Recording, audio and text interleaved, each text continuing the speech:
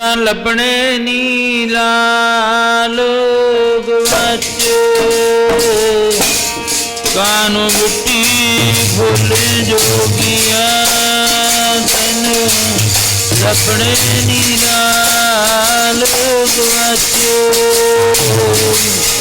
ਕਾਨੂੰ ਮਿੱਟੀ ਭੁੱਲੇ ਜੋਗੀਆ ਤੈਨੂੰ ਲੱਭਣੇ ਨੀ ਲਾਲ ਗਵਾਚੇ,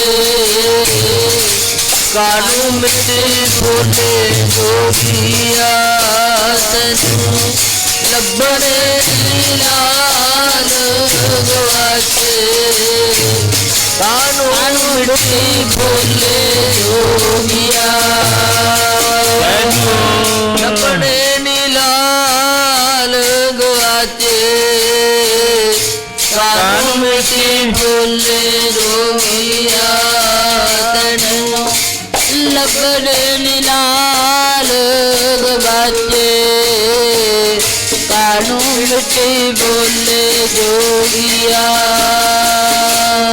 ਜੀ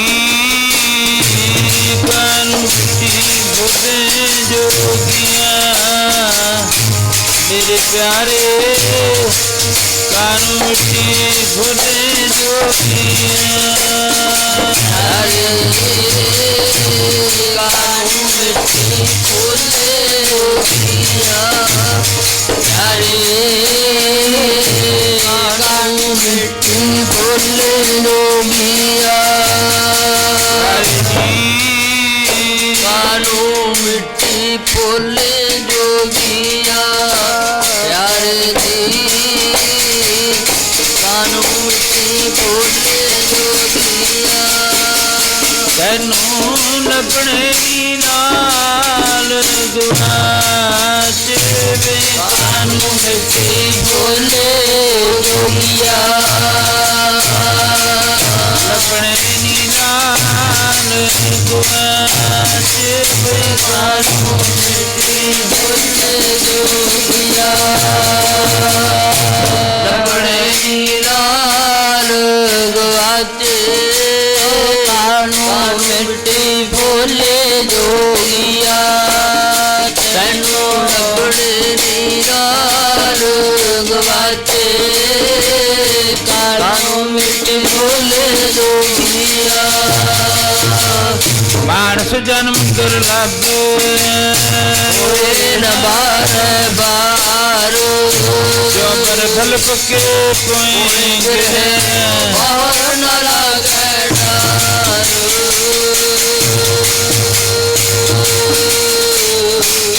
परम सत्कारयोग गुरु जी की सज्जी नवाजी साध संगत जी,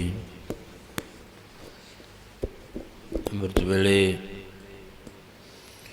धन धन धन धन धन सतगुरु साहिब श्री गुरु ग्रंथ साहब महाराज जी के पावन ते पवित्र चरणा कमल अंदर जुड़ करके अमृतमयी बाणी, अमृतमयी कथा ते कीर्तन, गुरु जी कीर्तन बड़ी वड्डी महानता दिंदे ने। कथा कीर्तन सुखदाई,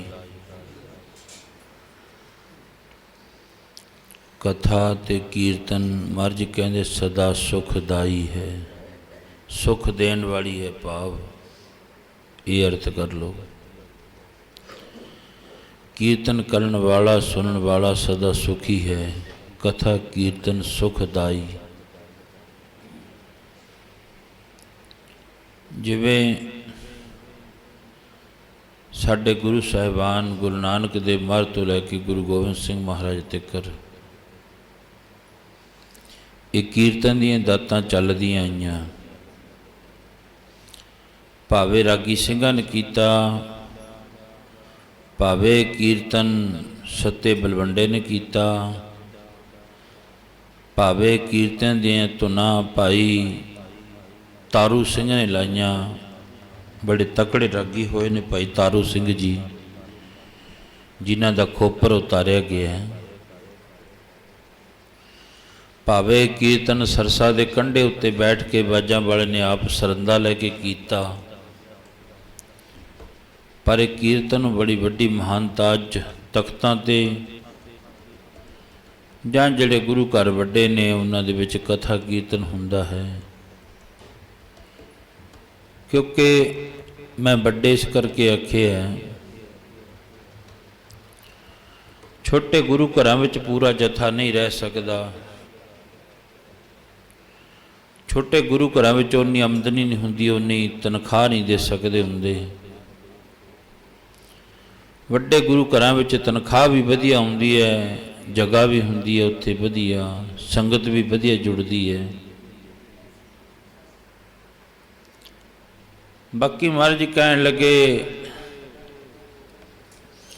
ਫਿਰ ਆਪੋ ਆਪਣੀ ਭਾਵਨਾ ਹੈ। ਜਿਵੇਂ ਜਿਵੇਂ ਇਹ ਕੀਰਤਨ ਦੀਆਂ ਦਾਤਾਂ ਰੱਬ ਦੇ ਫਕੀਰਾਂ ਨੂੰ, ਮਹਾਂਪੁਰਖਾਂ ਨੂੰ ਬਖਸ਼ਦਾ ਗਿਆ ਪਰਮਾਤਮਾ ਅੱਗੇ, ਫਿਰ ਉਹਨਾਂ ਨੇ ਆਪਣੇ ਸਿੱਖਾਂ ਸੇਵਕਾਂ ਦੀ ਝੋਲੀ ਵਿੱਚ ਪਾ ਦਿੱਤਾ। ਸੰਤ ਬਾਬਾ ਨਰੈਣ ਸਿੰਘ ਮੋਨੀ ਜੀ ਮਹਾਰਾਜ ਸਨ 1982 ਦੇ ਵਿੱਚ ਇਹ ਕਥਾ ਕੀਰਤਨ ਦੀਆਂ ਦਾਤਾਂ ਬਖਸ਼ਿਸ਼ ਕੀਤੀਆਂ। ਉਦੋਂ ਤੋਂ ਲੈ ਕੇ ਚੱਲਦਾ ਹੁੰਦਾ, ਅੱਜ ਵੀ ਜਿੱਥੇ ਜਿੱਥੇ ਉਹਨਾਂ ਦੇ ਪੈਰੋਕਾਰ ਬੈਠੇ ਨੇ ਕੀਰਤਨ ਹੁੰਦਾ ਹੈ, ਰੋਜ਼ਾਨਾ ਹੁੰਦਾ ਹੈ। ਭਾਵੇਂ 12 ਸ਼ਲੋਕ ਪੜ੍ਹੇ ਜਾਂਦੇ ਨੇ, ਭਾਵੇਂ 24 ਪੜ੍ਹੇ ਜਾਂਦੇ ਨੇ, ਪਰ ਕੀਰਤਨ ਹੁੰਦਾ ਹੈ। ਕੀਰਤਨ ਦੇ ਵਿੱਚ ਬੜਾ ਹੀ ਆਨੰਦ ਸਹਿਜੇ ਹੀ ਜਿਹੜਾ ਜੁੜ ਜਾਂਦਾ ਹੈ। ਤੇ ਬਾਬੇ ਨਾਨਕ ਨੇ ਆਪ ਕੀਰਤਨ ਕੀਤਾ ਹੈ ਤੇ ਦੋ ਹੀ ਕੁਝ ਕੀਤੇ ਹੈ। ਧੰਨ ਬਾਬੇ ਨਾਨਕ ਨੇ ਪਹਿਲਾਂ ਘਰ ਚੋਂ ਤੁਰਨ ਵੇਲੇ ਫੇਰੂ ਫਰਿੰਦੇ ਤੋਂ ਰਬਾਬ ਲਈ ਬੇਬੇ ਨਾਨਕੀ ਨੇ 100 ਰੁਪਈਆ ਦਿੱਤਾ। ਰਬਾਬ ਲਿਆ ਕੇ ਦਿੱਤੀ ਮੇਰੇ ਵੀਰ ਨੂੰ, ਇਹ ਵਧੀਆ ਲੱਗੀ ਹੈ ਰਬਾਬ। ਫਿਰ ਧੰਨ ਭਾਈ ਬਾਲਾ ਤੇ ਭਾਈ ਮਰਦਾਨਾ ਦੋ ਸਾਥੀ ਸੱਜੇ ਤੇ ਖੱਬੇ ਲਏ। ਬਾਲਾ ਬਲ, ਮਰਦਾਨਾ ਮਨ ਗੁਰੂ ਜੀ ਦਾ। ਫਿਰ ਤਕਰੀਬਨ ਜ਼ਿੰਦਗੀ ਦੇ 40-45 ਸਾਲ ਲਗਾਤਾਰ ਨਾਲੇ ਕੀਰਤਨ ਕੀਤਾ, ਨਾਲੇ ਜਿੱਥੇ ਜਿੱਥੇ ਕੋਈ ਅਗੀ ਪਾਪੀ ਦਿਖਿਆ ਉਹਨੂੰ ਵੀ ਤਾਰ ਦਿੱਤਾ। ਉੱਥੇ ਜਾ ਕੇ ਉਹਨੂੰ ਦਵਾਈ ਦਿੱਤੀ ਨਾਮ ਦੀ। ਫਿਰ ਗੁਰੂ ਅੰਗਦ ਸਾਹਿਬ ਮਹਾਰਾਜ ਦੀ ਵਾਰੀ ਆ ਗਈ। ਗੁਰੂ ਅਮਰਦਾਸ, ਗੁਰੂ ਰਾਮਦਾਸ, ਗੁਰੂ ਅਰਜਨ ਦੇਵ ਮਹਾਰਾਜ। ਇੱਥੋਂ ਤੱਕ ਕੌਣ ਚੱਲਿਆ? ਉਹ ਮਰਾਸੀ ਭਾਈ ਮਰਦਾਨੇ ਦੀ ਕੁੱਲ ਦੇ ਜਿਹੜੇ ਪੈਰੋਕਾਰ ਸੀ ਉਹ ਚੱਲਦੇ ਗਏ। ਫਿਰ ਉਸ ਤੋਂ ਬਾਅਦ ਸਿੱਖਾਂ ਦੀ ਝੋਲੀ ਵਿੱਚ ਕੀਰਤਨ ਦੀਆਂ ਦਾਤਾਂ ਪਾ ਦਿੱਤੀਆਂ। ਹੁਣ ਇਹ ਕੀਰਤਨ ਤੁਸੀਂ ਕਰਨਾ ਹੈ। ਫਿਰ ਮਲਵਈ ਕੀਰਤਨ, ਮਾਲਵੇ ਦਾ ਕੀਰਤਨ ਜਿਹੜਾ ਹੈ ਉਹ ਸੰਤ ਅਤਰ ਸਿੰਘ ਜੀ ਮਸਤੂਆਣਾ ਸਾਹਿਬ ਵਾਲੇ ਮਹਾਂਪੁਰਖਾਂ ਨੇ ਦੇਖਿਆ ਵੀ ਰਾਗ ਬੜੀ ਮਹਿੰਗੀ ਚੀਜ਼ ਹੈ, ਬਾਣੀ ਬੜੀ ਮਹਿੰਗੀ ਹੈ, ਹਰ ਇੱਕ ਦੇ ਸਮਝ 'ਚ ਆਉਣ ਵਾਲੀ ਨਹੀਂ ਹੈ। ਖੈਰ ਬੜੀ ਮਿਹਨਤ ਕਰਕੇ ਜਿਹੜੀ ਬਾਣੀ ਸਮਝ ਵਿੱਚ ਆਉਂਦੀ ਹੈ। ਫਿਰ ਬਾਬਾ ਜੀ ਨੇ, ਜਿਵੇਂ ਆਪਾਂ ਬਾਣੀ ਦੀ ਕਥਾ ਕਰਦੇ ਹਾਂ, ਜਿਵੇਂ ਢਾਡੀ ਸਾਹਿਬਾਨ ਇਤਿਹਾਸ ਦੀ ਕਥਾ ਸੁਣਾਉਂਦੇ ਨੇ ਤੇ ਨਾਲ ਫਿਰ ਵਾਰ ਗਾਉਂਦੇ ਨੇ, ਢਾਡੀ ਵਾਰ, ਇਸੇ ਤਰ੍ਹਾਂ ਇਤਿਹਾਸ ਦੀ ਵਿਚਾਰ ਦੇ ਨਾਲ ਫਿਰ ਮਹਾਂਪੁਰਖਾਂ ਨੇ ਧਾਰਨਾ ਫਿੱਟ ਕਰ ਦਿੱਤੀਆਂ। ਬਾਬਾ ਅਤਰ ਸਿੰਘ ਜੀ ਮਸਤੂਆਣਾ ਸਾਹਿਬ ਵਾਲਿਆਂ ਨੇ ਧਾਰਨਾ ਇੰਨੇ ਪਿਆਰ ਵਿੱਚ ਉਹਨਾਂ ਨੇ ਪੜ੍ਹਨੀ। ਸੰਤ ਬਾਬਾ ਅਤਰ ਸਿੰਘ ਮਹਾਰਾਜ ਜੀ ਨੇ ਤੇ ਫਿਰ ਦੁਨੀਆ ਦੇ ਲੋਕਾਂ ਨੂੰ ਦੱਸ ਦਿੱਤਾ ਵੀ ਇਹ ਕੀਰਤਨ ਇਹੋ ਜਿਹਾ ਹੈ, ਕਥਾ ਕੀਰਤਨ ਸੁਖਦਾਈ।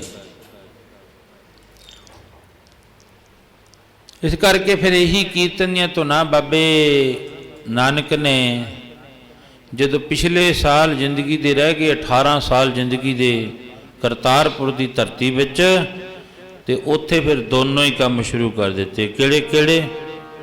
ਉਹ ਗੁਰਬਾਣੀ ਵਿੱਚ ਫਰਮਾਨ ਕਰ ਦਿੱਤਾ ਮਹਾਰਾਜ ਜੀ ਨੇ, ਮਨ ਹਾਲੀ ਕਰਸਾਣੀ ਕਰਨੀ, ਸ਼ਰਮ ਪਾਣੀ ਤਨ ਖੇਤ, ਨਾਮ ਬੀਜ ਸੰਤੋਖ, ਸੁਹਾਗਾ ਰੱਖ ਗਰੀਬੀ ਵੇਸ। ਬਾਬੇ ਨਾਨਕ ਨੇ ਫਿਰ ਰਹਿੰਦੇ ਜ਼ਿੰਦਗੀ ਦੇ 18 ਸਾਲ ਦੋ ਕੰਮ ਕੀਤੇ, ਸੁਬਾਹ ਸ਼ਾਮ ਕੀਰਤਨ ਕਰਨਾ ਤੇ ਦਿਨੇ ਕੀ ਕਰਨਾ? ਆਪਣੇ ਖੇਤਾਂ ਵਿੱਚ ਜਾ ਕੇ ਕੰਮ ਕਰਨਾ।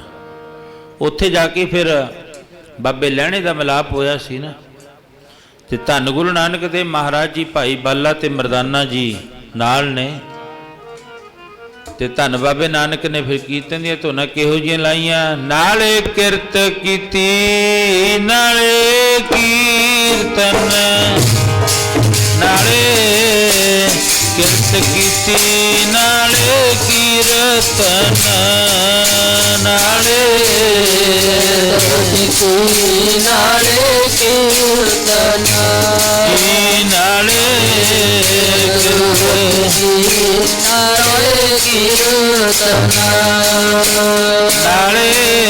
ਕਿਰਤ ਨਾਲੇ ਕੀਰਤਨ, ਨਾਲੇ ਕਿਰਤ ਨਾਲੇ ਕੀਰਤਨ, ਨਾਲੇ ਕਿਰਤ ਕੀਤੀ ਨਾਲੇ ਕੀਰਤਨ ਜੀ, ਨਾਲੇ ਕਿਰਤ ਕੀਤੀ ਨਾਲੇ ਕੀਰਤਨ, ਨਾਲੇ ਕਿਰਤ ਕੀਤੀ ਨਾਲੇ ਕੀਰਤਨ, ਨਾਲੇ ਕਿਰਤ ਕੀਤੀ ਨਾਲੇ ਕੀਰਤਨ, ਨਾਲੇ ਨਾਲੇ ਕੀਰਤਨ, ਨਾਲੇ ਕਿਰਤ ਕੀਤੀ ਨਾਲੇ ਕੀਰਤਨ। ਇਹਨਾਂ ਨੇ ਜੋੜਿਆ ਪਰਮਾਤਮਾ ਦੇ ਨਾਲ। ਉਸ ਮਾਸਟਰ ਦਾ, ਉਸ ਵਿਚੋਲੇ ਦਾ ਧੰਨਵਾਦ ਕਰਨਾ ਚਾਹੀਦਾ ਜਿਹਨੇ, ਜੇ ਕੋਈ ਸਿੱਧਾ ਹੀ ਕਹੇ ਮੈਂ 1 ਤੋਂ ਲੈ ਕੇ ਪਹਿਲੀ ਤੋਂ ਲੈ ਕੇ 10ਵੀਂ ਦੀਆਂ ਕਿਤਾਬਾਂ ਘਰੇ ਰੱਖ ਕੇ ਪੜ੍ਹ ਕੇ ਮੈਂ ਮਾਸਟਰ ਬਣ ਜਾਊਂਗਾ, ਨਹੀਂ ਕੋਈ ਡਿਗਰੀ ਹਾਸਲ ਕਰ ਸਕਦਾ। ਸਿੱਧਾ ਸ੍ਰੀ ਗੁਰੂ ਗ੍ਰੰਥ ਸਾਹਿਬ ਮਹਾਰਾਜ ਦੇ ਨਾਲ ਜੇ ਕੋਈ ਮਨੁੱਖ ਕਹੇ ਮੈਂ ਜੁੜ ਕੇ ਬਾਣੀ ਪੜ੍ਹ ਕੇ ਸਾਰਾ ਗਿਆਨ ਹਾਸਲ ਕਰ ਲੂੰਗਾ, ਉਹਦੇ ਵਾਸਤੇ ਕਿਸੇ ਮਾਸਟਰ ਦੀ, ਚੰਗੇ ਗੁਰੂ ਦੀ, ਚੰਗੇ ਉਸਤਾਦ ਦੀ ਲੋੜ ਪੈਂਦੀ ਹੈ। ਇਸ ਕਰਕੇ ਧੰਨ ਸ੍ਰੀ ਗੁਰੂ ਨਾਨਕ ਦੇਵ ਮਹਾਰਾਜ ਫਿਰ ਕਰਤਾਰਪੁਰ ਦੀ ਧਰਤੀ ਉੱਤੇ ਜੋਤ ਜਗਾਉਂਦੇ ਨੇ। ਧੰਨ ਬਾਬਾ ਲਹਿਣਾ ਜੀ ਜਿਹੜੇ ਉਹ ਦੇਵੀ ਦੇ ਚਾਲੇ ਜਾਂਦੇ ਨੇ, ਹਰ ਇੱਕ ਸਾਲ ਦੀ ਸਾਲ ਜਾਣਾ। ਕਿੰਨਾ ਕੁ ਸਮਾਂ ਗਏ ਇਤਿਹਾਸ ਵਿੱਚ ਜ਼ਿਕਰ ਮਿਲਦਾ, 12 ਸਾਲ ਲਗਾਤਾਰ ਜਾਂਦੇ ਨੇ। 12 ਸਾਲ ਬਾਅਦ ਉਹਨਾਂ ਨੇ ਸੰਗ ਇਕੱਠਾ ਕਰਨਾ ਤੇ ਕੀਰਤਨ ਕਰਦਿਆਂ ਕਰਦਿਆਂ, ਬਾਣੀ ਦਾ ਗਾਇਨ ਕਰਦਿਆਂ ਕਰਦਿਆਂ ਧੰਨ ਫਿਰ ਬਾਬੇ ਲਹਿਣੇ ਨੇ ਜਾਣਾ ਦੇਵੀ ਦੇ, ਜਾ ਕੇ ਉੱਥੇ ਸੇਵਾ ਕਰਨੀ। ਚਲੋ ਜਿਵੇਂ ਜਿਵੇਂ ਭਾਵਨ, ਮਾੜੇ ਨਹੀਂ ਹੈ ਕੋਈ, ਇਹ ਨਹੀਂ ਕਹਿੰਦੇ ਅਸੀਂ ਵੀ ਮਾੜੇ ਹੈ। ਹਾਂ, ਜਿਹੜੇ ਉਹਨਾਂ ਦੇ ਨਾਲ ਬੰਦੇ ਮਾੜੇ ਜੁੜ ਗਏ ਉਹ ਮਾੜੇ ਹੋ ਸਕਦੇ ਮਨੁੱਖ, ਪਰ ਜੇ ਕਹੀਏ ਕੋਈ ਦੇਵੀ ਦੇਵਤਾ ਮਾੜਾ ਹੈ, ਨਹੀਂ, ਉਹਨਾਂ ਦੀ ਦੁਰਵਰਤੋਂ ਕਰਨੀ ਮਾੜੀ ਹੈ। ਮਨੁੱਖ ਉਹਨਾਂ ਵਰਗਾ ਜੀਵਨ ਬਣਾਵੇ ਫੇਰ ਹੀ ਹੈ ਨਾ। ਆ ਹੁਣੀ ਦੇਖੋ ਦੁਸਹਿਰਾ ਲੰਘ ਕੇ ਹਟਿਆ ਹੈ, ਜਿਹੋ ਜੇ ਭਗਵਾਨ ਰਾਮ ਜੀ ਹੋ ਗਏ, ਜਿਹੜਾ ਉਹ ਉਹਨਾਂ ਦਾ ਛੋਟਾ ਭਰਾ ਲਕਸ਼ਮਣ ਹੋ ਗਿਆ, ਮਾਤਾ ਸੀਤਾ, ਹਨੂਮਾਨ ਹੋ ਗਏ, ਕਿਤਨੇ ਦੇਵੀ ਦੇਵਤੇ ਹੋਏ ਨੇ, ਪਰ ਉਹਨਾਂ ਵਰਗਾ ਜੀਵਨ ਜੇ ਮਨੁੱਖ ਬਣਾ ਲੇ ਫਿਰ ਚੰਗੇ ਹੈ। ਉਸ ਵਕਤ ਬਣਨ ਦੇ ਵੇਲੇ ਜਦੋਂ ਕਿਤੇ ਬਣਨਾ, ਬਨੌਟੀ ਬਾਲ ਲਾ ਕੇ, ਬਨੌਟੀ ਸਿਰ ਤੇ ਬਾਲ, ਦਾੜੀ ਲਾ ਕੇ ਬਨੌਟੀ ਬਣਨਾ, ਪਰ ਜੇ ਕਿਤੇ ਅਗਰ ਉਹਨਾਂ ਵਰਗਾ ਜੀਵਨ ਹੀ ਬਣ ਜਾਵੇ ਫਿਰ ਦੇਖੋ ਕਿੰਨਾ ਆਨੰਦ ਹੈ। ਹੁਣ ਧੰਨ ਬਾਬਾ ਲਹਿਣਾ ਜੀ 12 ਸਾਲ ਯਾਤਰਾ ਕਰਦੇ ਰਹੇ ਲਗਾਤਾਰ, 12 ਸਾਲ, ਪਰ ਉਹ ਸੁਖ ਪ੍ਰਾਪਤ ਨਾ ਹੋਇਆ। ਕਿਹੜਾ?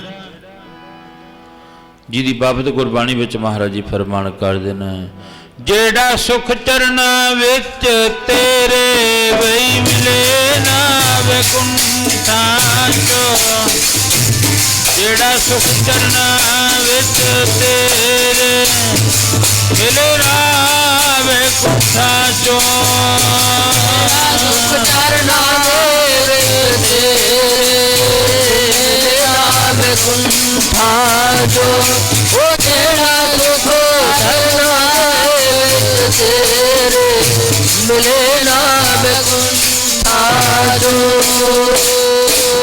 ਚਰਨਾਂ ਦੇ ਵਿੱਚ ਤੇਰੇ ਮਿਲੇ ਨਾ ਵੈਕੁੰਠਾਂ ਚੋਂ, ਜਿਹੜਾ ਸੁਖ ਚਰਨਾਂ ਦੇ ਵਿੱਚ ਤੇਰੇ ਮਿਲੇ ਨਾ ਵੈਕੁੰਠਾਂ ਚੋਂ, ਜਿਹੜਾ ਸੁਖ ਚਰਨਾਂ ਵਿੱਚ ਤੇਰੇ ਜੀ, ਚਰਨਾਂ ਦੇ ਵਿੱਚ ਤੇਰੇ ਮਿਲੇ ਨਾ ਵੈਕੁੰਠਾਂ ਚੋਂ ਸੁਖ ਚਰਨਾਂ ਵਿੱਚ ਤੇਰੇ ਮਿਲੇ ਨਾ ਵੈਕੁੰਠਾਂ ਚੋਂ ਜਿਹੜਾ ਸੁਖ ਚਰਨਾਂ ਦੇ ਵਿੱਚ ਤੇਰੇ ਮਿਲੇ ਨਾ ਵੈਕੁੰਠਾਂ ਚੋਂ ਜਿਹੜਾ ਸੁਖ ਚਰਨਾਂ ਦੇ ਵਿੱਚ ਤੇਰੇ ਮਿਲੇ ਨਾ ਵੈਕੁੰਠਾਂ ਚੋਂ ਚਰਨਾਂ ਦੇ ਵਿੱਚ ਤੇਰੇ ਮਿਲੇ ਨਾ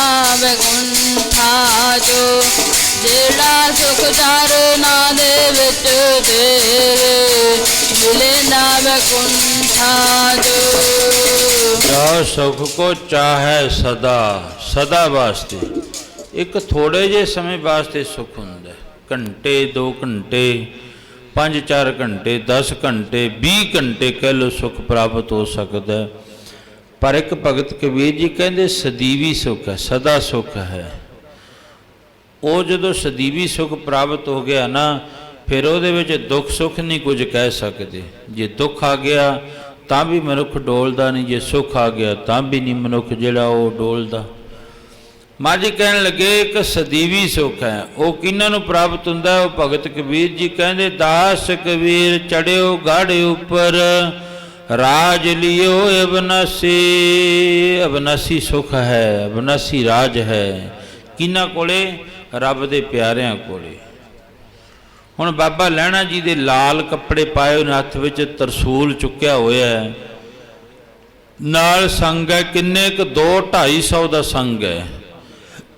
ਬਾਬਾ ਲਹਿਣਾ ਅੱਗੇ ਅੱਗੇ ਨੱਚਦਾ ਜਾਂਦਾ ਹੈ ਤੇ ਪਿੱਛੇ ਪਿੱਛੇ ਜਿਹੜੇ ਸੰਗੀ ਨੇ ਉਹ ਵੀ ਗਾਉਂਦੇ ਜਾਂਦੇ ਨੇ ਗੀਤ ਪ੍ਰਭੂ ਦੇ, ਉਸ ਪਰਮਾਤਮਾ ਦੇ ਗੀਤ ਗਾਉਂਦੇ ਜਾਂਦੇ ਨੇ। ਹੁਣ ਬਾਬਾ ਲਹਿਣੇ ਨੇ 12 ਸਾਲ ਤਕਰੀਬਨ ਜਿਹੜੀ ਉਹ ਯਾਤਰਾ ਕੀਤੀ। ਕਹਿੰਦੇ ਇੱਕ ਦਿਨ ਬਾਬੇ ਲਹਿਣੇ ਨੂੰ ਪਤਾ ਲੱਗਿਆ ਵੀ ਇੱਥੇ ਗੁਰੂ ਨਾਨਕ ਦੀ ਜੋਤ ਰਹਿੰਦੀ ਹੈ। ਧੰਨ ਗੁਰੂ ਨਾਨਕ ਦੇ ਮਹਾਰਾਜ ਜਗਤ ਜਲੰਦੇ ਨੂੰ ਤਾਰਨ ਵਾਸਤੇ ਇੱਥੇ ਆਏ ਹੋਏ ਨੇ, ਚਲੋ ਉਹਨਾਂ ਨੂੰ ਮਿਲ ਚਲੀਏ। ਬਾਬਾ ਲਹਿਣਾ ਜੀ ਘੋੜੀ ਉੱਤੇ ਚੜ੍ਹਿਆ ਹੋਇਆ ਹੈ। ਇਹ ਮਨ ਵਿੱਚ ਫੁਰਨਾ ਹੀ ਕੀਤਾ ਜੇ ਵੀ ਮੈਨੂੰ ਗੁਰੂ ਨਾਨਕ ਮਿਲ ਜਾਣ, ਸੱਚਾ ਫੁਰਨਾ ਸੀ। ਉਸੇ ਵਕਤ ਅੱਗੇ ਧੰਨ ਗੁਰੂ ਨਾਨਕ ਦੇ ਮਹਾਰਾਜ ਜੀ ਬਾਬੇ ਲਹਿਣੇ ਦੇ ਆਏ। ਬਾਬਾ ਲਹਿਣਾ ਘੋੜੀ ਉੱਤੇ ਬੈਠਾ ਹੈ ਤੇ ਅਰਜ਼ ਕਰੀ, ਬਾਬਾ ਜੀ ਇੱਥੇ ਗੁਰੂ ਨਾਨਕ ਸਾਹਿਬ ਮਹਾਰਾਜ ਜੀ ਕਿੱਥੇ ਰਹਿੰਦੇ ਨੇ, ਮੈਂ ਉਹਨਾਂ ਦੇ ਦਰਸ਼ਨ ਕਰਨੇ ਆ। ਧੰਨ ਗੁਰੂ ਨਾਨਕ ਦੇ ਮਹਾਰਾਜ ਜੀ ਨੇ ਬਾਬੇ ਲਹਿਣੇ ਦੇ ਅੱਗੇ ਹੱਥ ਬੰਨ੍ਹ ਕੇ ਆਖਿਆ, ਆ ਜਾ ਪੁਰਸ਼ਾ ਤੈਨੂੰ ਵਿਖਾ ਦਿੰਨੇ, ਗੁਰੂ ਨਾਨਕ ਨੂੰ ਮਿਲਾ ਦਿੰਨੇ ਆ। ਬਾਬਾ ਲਹਿਣਾ ਘੋੜੀ ਉੱਤੇ ਬੈਠਾ ਹੈ, ਗੁਰੂ ਨਾਨਕ ਨੇ ਮੂਹਰੇ ਉਹਦੀ ਲਗਾਮ ਫੜੀ, ਘੋੜੀ ਦੀ ਅੱਗੇ ਅੱਗੇ ਤੁਰੇ ਜਾਂਦੇ ਨੇ। ਘੋੜੀ ਦੀ ਲਗਾਮ ਨਹੀਂ ਫੜੀ ਬਾਬੇ ਨਾਨਕ ਨੇ, ਬਾਬੇ ਲਹਿਣੇ ਦੇ ਇਹੋ ਜਿਹਾ ਪ੍ਰੇਮ ਦਾ ਸੰਗਲ ਪਾ ਲਿਆ ਇੱਕ, ਜਿਹੜਾ ਸੰਗਲ ਜਮਹਬ ਬਾਧੇ ਮੋਹ ਫਾਸ ਹਮ ਪ੍ਰੇਮ ਬੰਧਨ ਤੁਮ ਬੰਦੇ ਆਪਣੇ ਛੂਟਨ ਕਾ ਜਾਤਰ ਕਰੋ ਹਮ ਛੂਟੇ ਤੁਮ ਅਰਾਧੇ। ਤੇ ਧੰਨ ਬਾਬਾ ਲਹਿਣਾ ਜੀ ਘੋੜੀ ਉੱਤੇ ਸਵਾਰ ਹੈ ਤੇ ਪਿੱਛੇ ਪਿੱਛੇ ਬਾਬਾ ਲਹਿਣਾ ਘੋੜੀ ਉੱਤੇ ਬੈਠਾ ਜਾਂਦਾ ਹੈ। ਇਹ ਨਹੀਂ ਪਤਾ ਵੀ ਇਹੀ ਗੁਰੂ ਨਾਨਕ ਹੈ। ਤੇ ਧੰਨ ਬਾਬਾ ਲਹਿਣਾ ਜੀ ਘੋੜੀ ਉੱਤੇ ਬੈਠੇ, ਅੱਗੇ ਜਾ ਕੇ ਕਹਿ ਦਿੱਤਾ, ਪੁਰਸ਼ਾ ਉਹ ਸਾਹਮਣੇ ਘੋੜੀ ਬੰਨ੍ਹ ਦੇ। ਮਹਾਰਾਜ ਜੀ ਨੇ ਆਪ ਉਸ ਘੋੜੀ ਨੂੰ ਪੱਠੇ ਪਾਏ ਤੇ ਫਿਰ ਕਿਹਾ, ਐਉਂ ਕਰੀ ਆ ਇੱਥੇ ਪੈਰ ਧੋ ਕੇ ਸਾਹਮਣੇ ਆ ਕਮਰੇ ਵਿੱਚ ਗੁਰੂ ਨਾਨਕ ਬੈਠੇ ਨੇ, ਤੂੰ ਜਾ ਕੇ ਮਿਲ ਸਕਦਾ ਹਾਂ। ਤੇ ਪਿਆਰ ਵਿੱਚ ਆ ਕੇ ਦੂਸਰੇ ਪਾਸੇ ਦੀ ਧੰਨ ਸ਼੍ਰੀ ਗੁਰੂ ਨਾਨਕ ਦੇਵ ਮਹਾਰਾਜ ਨੇ ਆਪਣੇ ਚਰਨ ਧੋਤੇ, ਹੱਥ ਮੂੰਹ ਧੋਤਾ, ਤਖਤ ਉੱਤੇ ਸੱਜ ਕੇ ਬੈਠ ਕੇ ਜਾ ਕੇ। ਜਦੋਂ ਬਾਬੇ ਲਹਿਣੇ ਨੇ ਦੇਖਿਆ, ਉਹ ਇਹ ਤਾਂ ਇਹੀ ਬਜ਼ੁਰਗ ਹੈ ਜਿਹੜਾ ਮੇਰੀ ਘੋੜੀ ਫੜੀ ਆਉਂਦਾ ਸੀ।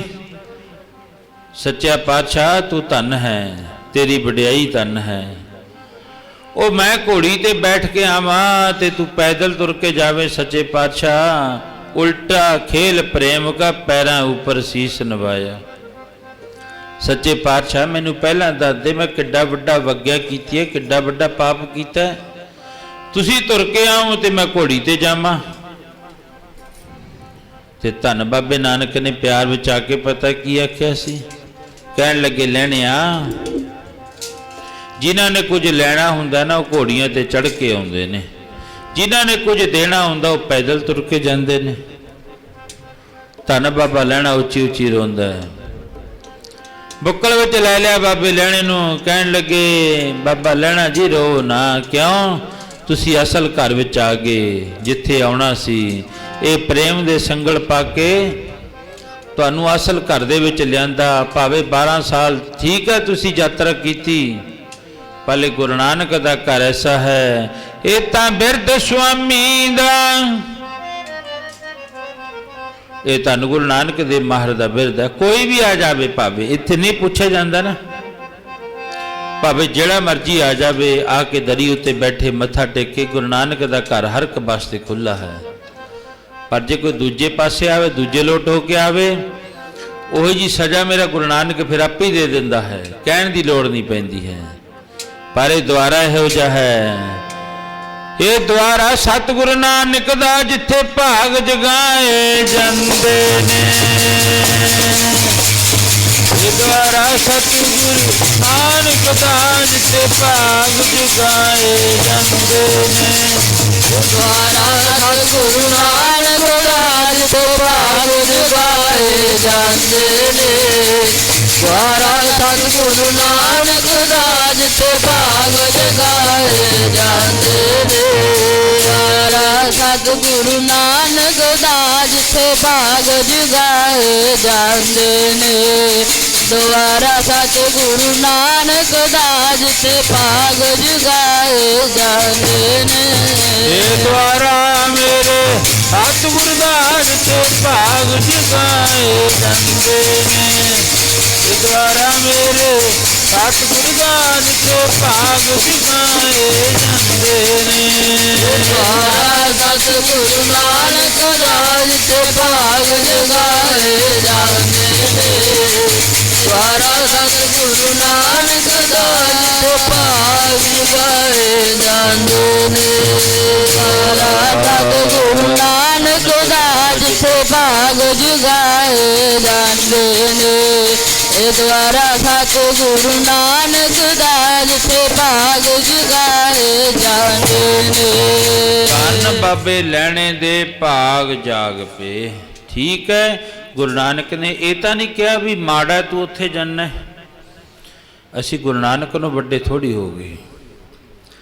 ਜਦੋਂ ਗੁਰੂ ਨਾਨਕ ਨੇ ਇਹ ਗੱਲ ਨਹੀਂ ਆਖੀ, ਉਹ ਵੀ ਚੰਗੇ ਨੇ। ਏਕਾ ਮਾਈ ਜੁਗਤ ਵਿਆਈ, ਤਿੰਨ ਚੇਲੇ ਪ੍ਰਵਾਨ, ਇੱਕ ਸੰਸਾਰੀ ਇੱਕ ਭੰਡਾਰੀ, ਇੱਕ ਲਾਏ ਦੀਵਾਨ। ਬਾਬੇ ਨਾਨਕ ਨੇ ਇਹ ਨਹੀਂ ਆਖਿਆ ਤੂੰ ਗਲਤ ਜਗ੍ਹਾ ਤੇ ਜਾਂਦਾ ਸੀ। ਕਹਿੰਦੇ ਠੀਕ ਹੈ, ਉੱਥੇ ਵੀ ਠੀਕ ਹੈ ਜਿੱਥੇ ਤੂੰ ਜਾਂਦਾ ਸੀ, ਪਰ ਪ੍ਰਤੱਖ ਵਿਖਾ ਦਿੱਤਾ ਬਾਬੇ ਨਾਨਕ ਨੇ।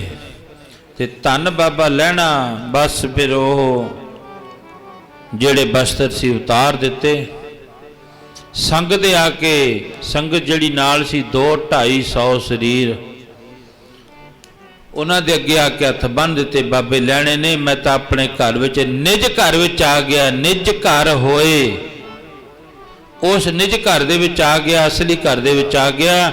ਹੁਣ ਜਿਹਨੇ ਜਾਣਾ ਜਾ ਸਕਦੇ ਹੋ ਅੱਗੇ, ਤੇ ਜਿਹਨੇ ਇੱਥੇ ਸੇਵਾ ਕਰਨੀ ਹੈ ਉਹ ਇੱਥੇ ਕਰ ਸਕਦੇ ਹੋ। ਬਸ ਫਿਰ ਬਾਬੇ ਲਹਿਣੇ ਨੇ ਆਪਣਾ ਆਪ ਗੁਰੂ ਨੂੰ ਸੌਂਪ ਦਿੱਤਾ, ਤੇ ਗੁਰੂ ਵਰਗਾ ਹੀ ਬਣ ਗਿਆ ਬਾਬਾ ਲਹਿਣਾ। ਤੇ ਧੰਨ ਸ਼੍ਰੀ ਗੁਰੂ ਨਾਨਕ ਦੇਵ ਮਹਾਰਾਜ ਨੇ ਫਿਰ ਬਾਬੇ ਲਹਿਣੇ ਨੂੰ ਬਹੁਤਾ ਜ਼ਿਆਦਾ ਪਿਆਰ ਕਰਿਆ, ਹੱਦ ਤੋਂ ਜ਼ਿਆਦਾ ਪਿਆਰ ਕਰਿਆ। ਜਿਤਨੀ ਸੰਗਤ ਬਾਬੇ ਲਹਿਣੇ ਨਾਲ ਸੀ ਸਾਰੀ ਜੁੜ ਗਈ। ਉਹ ਹੁਣ ਅਸੀਂ ਵੀ ਜਾ ਕੇ ਕੀ ਕਰਨਾ ਹੈ? ਅਸੀਂ ਵੀ ਹੁਣ ਸਗਲ ਦੁਆਰ ਕੋ ਛੱਡ ਕੇ ਗਏ ਤੁਹਾਰੋ ਦੁਆਰ, ਬਾਹੇ ਗਏ ਕੀ ਲਾਜ ਅਸ ਗੋਬਿੰਦ ਦਾਸ ਸੁਤਹਾਰਮ ਕਲੀ। ਮਹਲਾ ਤੀਜਾ। ਆਨੰਦ ਓੰਕਾਰ ਸਤਿਗੁਰ ਪ੍ਰਸਾਦ, ਆਨੰਦ ਪਿਆ ਮੇਰੀ ਮਾਏ, ਸਤਿਗੁਰੂ ਮੈਂ ਪਾਇਆ। ਮਨ ਭਜੀਆਂ ਵਧਾਈਆਂ ਰਾਗ ਰਤਨ ਪਰਵਾਰ ਪਰੀਆਂ ਸ਼ਬਦ ਗਾਵਣ ਆਈਆਂ ਸ਼ਬਦ ਤਾਂ ਗਵਾਰੀ ਕੇਰਾ ਮਨ ਜਿਨੀ ਵਸਾਇਆ ਕਹਿ ਨਾਨਕ ਨੰਦੋ ਸਤਿਗੁਰੂ ਮੈਂ ਪਾਇਆ ਮਨ ਮੇਰਿਆ ਤੂੰ ਸਦਾ ਰੋ ਹਰ ਨਾਲੇ ਹਰੋ ਤੂੰ ਮਨ ਮੇਰੇ ਦੁਖ ਸਭ ਵਿਸਾਰਨਾ ਅੰਗੀਕਾਰ ਕਰੇ ਤੇਰਾ ਕਾਰਜ ਸਭ ਸਵਾਰਣਾ ਸਭਨਾ ਅੰਗਲਾ ਸਮਰੱਥ ਸੁਆਮੀ ਸੋ ਕਿਉ ਮਨ ਵਿਸਾਰੇ ਹੈ ਨਾਨਕ ਮਨ ਮੇਰੇ ਸਦਾ ਰੋ ਹਰ ਨਾਲੇ ਸੱਚੇ ਸਾਹਿਬਾ ਕਿਆ ਨਹੀਂ ਕਰਤੇ ਰਹਿ ਸ਼ਬਦ ਤੈ ਜਿਦੇ ਸੋ ਪਾਵੇ ਸਦਾ ਸਿਵ ਸਲਾ ਤੇਰੀ ਨਾਮ ਮਨ ਵਿਸਾਵੇ ਨਾਮ ਜਿਦੇ ਮਨ ਵਸਿਆ ਬਾਜੇ ਸ਼ਬਦ ਕਲੇਰੇ ਕਹਿ ਨਾਨਕ ਸੱਚੇ ਸਾਹਿਬ ਕਿਆ ਨਹੀਂ ਕਰਤੇ ਰਹਿ ਸੱਚਾ ਮੇਰਾ ਆਧਾਰੋ ਸਾਚ ਨਾਵੇ ਆਧਾਰ ਮੇਰਾ ਜਿਨ ਪੁੱਛਾਂ ਸਭ ਗਵਾਈਆਂ ਪ੍ਰਸਾਦ ਸੁਖ ਮਨ ਆਈ ਵਸਿਆ ਜਿਨੀ ਇੱਛਾ ਸਭ ਜਾਈਆਂ ਸਦਾ ਕੁਰਬਾਨ ਕੀਤਾ ਗੁਰ ਵਿਟੋ ਜਿਨੀਆਂ ਇਹ ਵਡਿਆਈਆਂ ਕਹਿ ਨਾਨਕ ਸੁਣੋ ਸੰਤੋ ਸ਼ਬਦ ਕਰੋ ਪਿਆਰੋ ਸੱਚਾ ਮੇਰਾ ਆਧਾਰੋ ਵਾਜੇ ਪੰਜ ਸ਼ਬਦ ਜਿਸ ਘਰ ਸੇ ਭਾਗੈ ਪਰਚ ਪਾਗੈ ਸ਼ਬਦ ਬਾਟੇ ਕਲਾ ਜਿਸ ਕਰਤਾਰੀ ਕੀਤੇ ਕਾਲ ਕੰਟਕ ਮਾਰਿਆ ਤੁਧ ਕਰਮ ਪਾਇਆ ਤੁਧਨ ਕੋ ਸੇ ਨਾ ਮਾਰ ਕੇ ਲਾਗੇ ਨਾਨਕ ਦੇ ਲਗੋ ਆਦਤ ਕਰ ਅਨਾਦ ਵਾਜੇ ਅਨੰਦ ਸੁਨੋ ਮਿਟ ਭਾਗੀਓ ਸਗਲ ਮਨੋਰਥ ਪੂਰੇ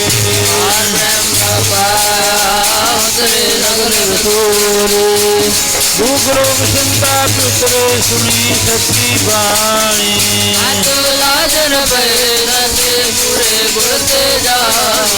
ਬੜਤੇ ਬਨੀਤ ਕਹਤੇ